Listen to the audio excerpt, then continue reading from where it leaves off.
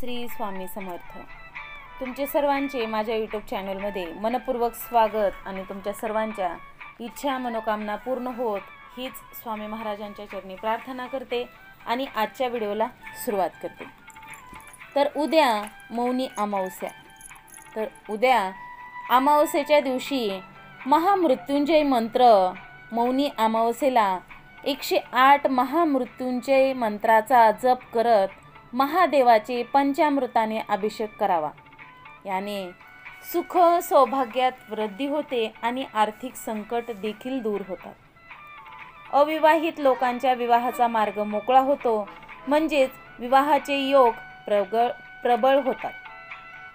सूर्याला अर्ध्य अमावस्या असो वा इतर कोणताही दिवस सूर्याला अर्ध्य दिल्याने दारिद्र्य दूर होतं आणि धनाचं आगमन वाढतं। तुपाचा दिवा मौनी अमावस्येला संध्याकाळी तुळशीजवळ तुपाचा दिवा लावावा आणि तुळशीला 108 प्रदक्षिणा घालावा।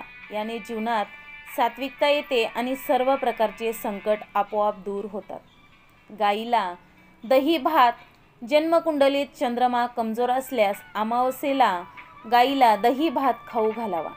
याने मानसिक शांती प्राप्त होते आणि चंद्र संबंधित देखील दोष नाहीसेच होतात।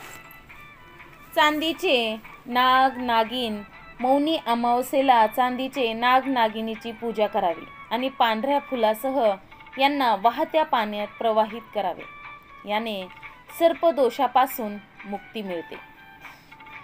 नंतर आहे दक्षिणमुखी शंख। दक्षिणमुखी शंख अमावस्येला जरासे तांदूळ केशरामध्ये मिसळून तांदूळ दिव्य किंवा दक्षिणमुखी शंखात घालावे। तुपाचा दिवा लावून कमलगट्टा माळेने महालक्ष्मी मंत्र अर्थातच ओम श्री मंत्राच्या माळ जपाव्या। याने घरात भरभरून धन येईल। मुंग्या, मासुळी किंवा पक्ष्यांना आहार मौनी अमावस्येला मुंग्यांना साखर मिसळलेली कणिक खाऊ घालावी। मासोळ्यांना कणकेच्या गोळ्या खाऊ घालाव्या आणि पक्ष्यांसाठी दाना पाणी ठेवावं। असं केल्याने घरात पैशाची कमी जाणवत नाही। अपंग आणि अशक्त लोकांना भोजन या अमावस्येला राहू केतू आणि शनी शांतीचे उपाय देखील केले जातात। यासाठी शनी मंदिराच्या बाहेर बसलेल्या भिकारी, अपंग, अशक्त आणि गरिबांना वस्त्र भोजन भेट करावे। याने दूषित ग्रहाची शांती होते। दर्पण, पिंडदान, आपल्या कुंडलीत कालसर्पदोष किंवा पितृदोष असल्यास एखाद्या पवित्र नदीकाठी योग्य पंडिताकडून पितरांनिमित्त तर्पण पिंडदान करवावं। त्यामुळे दोष शांत होतात। दिव्यात केशर मौनी अमावस्येला संध्याकाळी घरातील ईशान्य कोपऱ्यात गाईच्या तुपाचा दिवा लावावा। दिव्यात कापसाच्या वात लावण्याऐवजी लाल रंगाचा दोरा वापरावा। शक्य असल्यास दिव्यात जरासं केशर मिसळावं। याने देवी लक्ष्मी प्रसन्न होते आणि घरात धन आगमन वाढतं।